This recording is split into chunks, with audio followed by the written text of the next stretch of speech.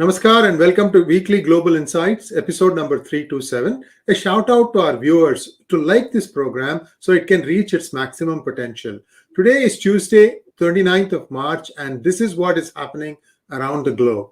We start off with the Russia-Ukraine confrontation, and Kremlin says that there is no breakthrough in peace talks, and the focus of Russia now seems to be the annexation of Donbas region, controlled by the Russian-backed rebels. The fog of war and disinformation or misinformation, Lavrov denies Shoigu problem, but monitor claims Putin and Shoigu are in nuclear bunker. Shoigu, I think, is the Defence Minister. Sridharji, namaskar. Sir, your thoughts? Is he the Defence Minister, Shoigu? Yes, namaskar. Good morning, good evening to everybody. Yes, he is the Defence Minister.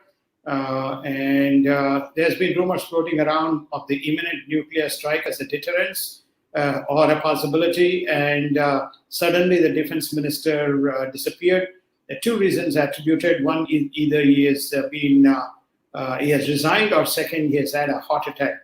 And Lavrov has come out swinging, basically saying both are not true. That's where we stand as regards to both Mr. Putin and Mr. Shoigu.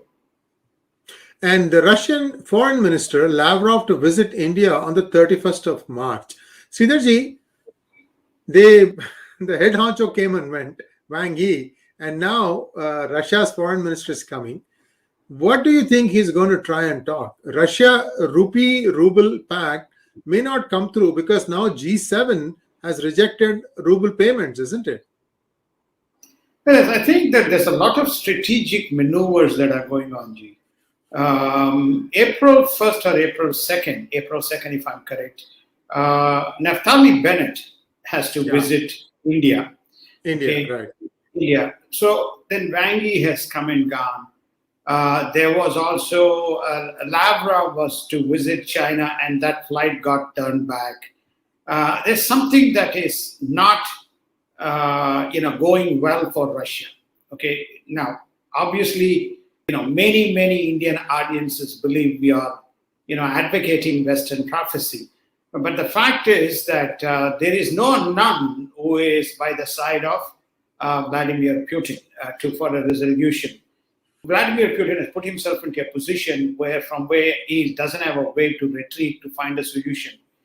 You have suddenly Zelensky taking an assertive position while professing neutrality. He is basically saying many of the conditions that Putin are demanding are not going to be met. Then there's been the Western press, which has been advocating Israel and Turkey as potential venues. So where does Lavrov go to? One of the most trusted partners of Russia right throughout this has been India. So it takes strategic importance. He is not coming for Ruble. He is coming for how to find a way out of this specific crisis. That must be the reason for his visit to Sree. And Turkey/Israel are emerging as destinations for final negotiations should discussions get to that point. Now, I'm also hearing, Sridharji, and you may correct me if I'm wrong, that now Ukraine is going on the offensive. And in fact, it is driving Russian troops out from some places. It has. I think even from Kiev, they have pushed them across. Look, I think there is so much of misinformation war going on. And I've seen some of the videos which show Russian tanks advance, but nobody tells you whether the Russian tanks are advancing in eastern Ukraine, which is the Donbas region, which is under the control of the rebels. So not only, I'm also told the Liprin, mayor is confirming that they've driven the Russian forces out. So your point is very well made that the focus of Russia seems to be more around hopefully holding some of the places they have occupied, and obviously Donbas and Crimea seems to be the area that they're focusing on. Even Mariupol, there seems to be concentric circles of encirclement, notwithstanding the fact there has been bombardment. The humanitarian corridor, Zelensky has refused. So effectively, as you rightly say, Zelensky seems to be on the offensive and winning, while Russia is saying it is recalibrating its war agenda. And EU seeks to end golden passport schemes, urging revoking of visas to Russians. This is a very interesting step. Let's wait and see what happens. In US news, Biden says he is not walking back from the Putin should not be in power comment, and as more US troops head to Europe. So there was this attempt last weekend to try and walk back what he had said as if it was an off-the-cuff remark. But now Biden is sticking to his stance, Sridharji. First and foremost, no president, leave alone a leading superpower, would go to a public platform and make an utterance of that magnitude. In fact, none of the leaders in the world have stood by that statement. There were three kind of clarifications that came as with regard to that specific statement, and up and down. And then came his final point, which is late yesterday, in from the White House, I am standing by the statement.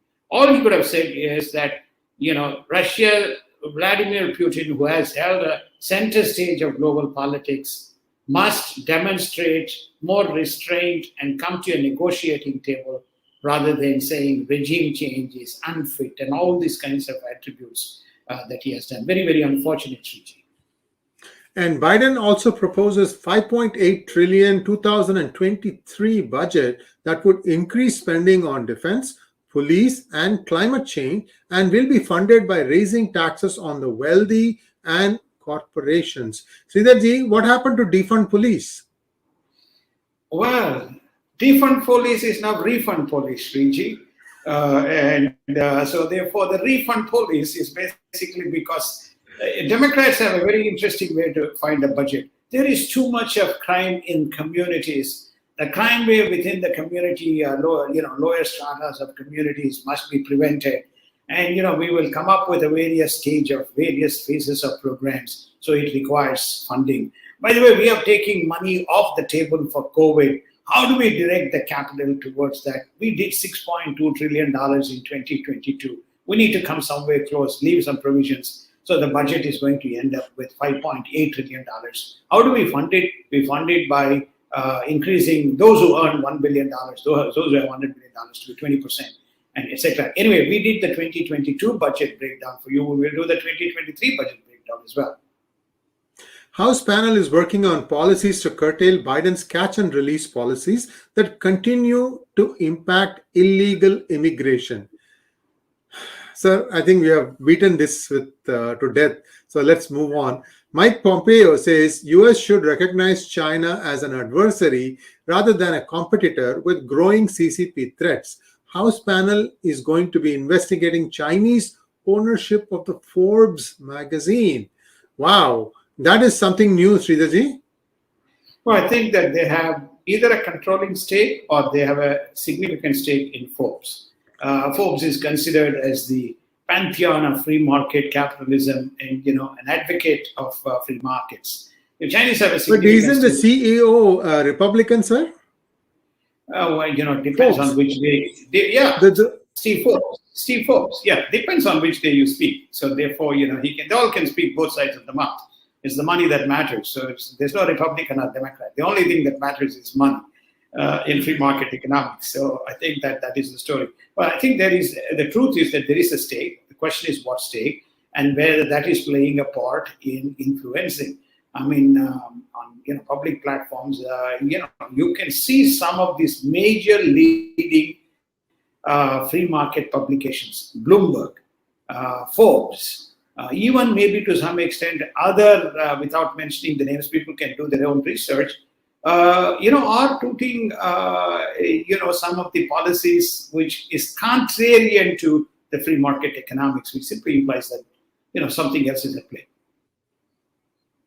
And in India news, time-tested India-Maldives relationship stresses Indian External Affairs Minister and a force of stability.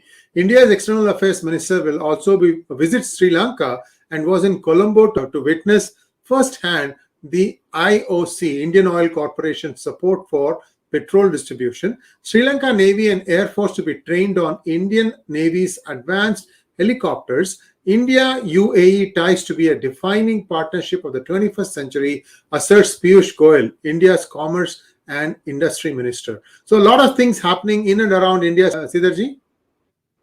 Yes, I think there's a lot of things happening, which just reflects that India is an epicenter. India is clearly trying to win that Indian Ocean game with partnership with Sri Lanka and Maldives. There were some statements that came out, but India and Maldives are stood very strong.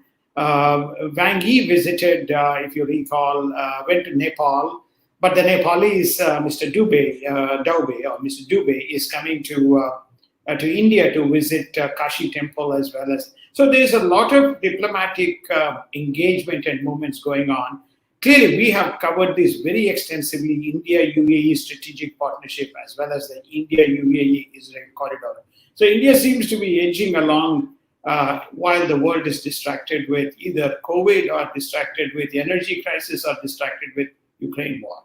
Of course, no less a person than Lavrov himself is coming to India. And in Asia news, Singapore signs strategic accord with the United States and insists that the US presence is vital for security in South China and Indo-Pacific. US and Philippines begin war games as South China Sea tensions linger, especially around the Scarborough Shoal. Myanmar junta rejects meeting or discussions with opposition terrorists. They call them the terrorists. Very interesting. Asia overall faces an economic crisis stemming from COVID, Ukraine war, supply chain logistics, and a weak global economy. Sridharji, a lot of realignments or just, cementing of existing alignments happening, sir? ASEAN is concerned, we have covered it. They are very aligned with the United States on all policies. Barring Myanmar and to some extent Cambodia, almost all of the ASEAN is aligned on three fronts. On strategic front, they see United States as a strategic kind of an umbrella. Number two, they are aligned with the Ukraine sanctions. They stood by the Ukraine sanctions. And number three, they have been following the COVID protocols and being supportive in managing the supply chain issues to the best of their ability, as well as the capital flows continue to happen into the ASEAN region with exits potentially from Hong Kong and Russia. And in West Asia, Russia will always be part of OPEC Plus, says the UAE energy minister. And in market news, market futures are flat ahead of consumer confidence after a modest uptick on Monday. Markets witnessed a brief yield curve inversion, warning signs of recession. Sridharji, can you kind of quickly tell us what a yield curve inversion means and why it suggests recession ahead? When your short-term rates are greater than long-term rates, that means the borrowing cost is greater in shorter term. Then that means there is an impending inflation and potentially recessionary pressures, which makes capital supply constrained.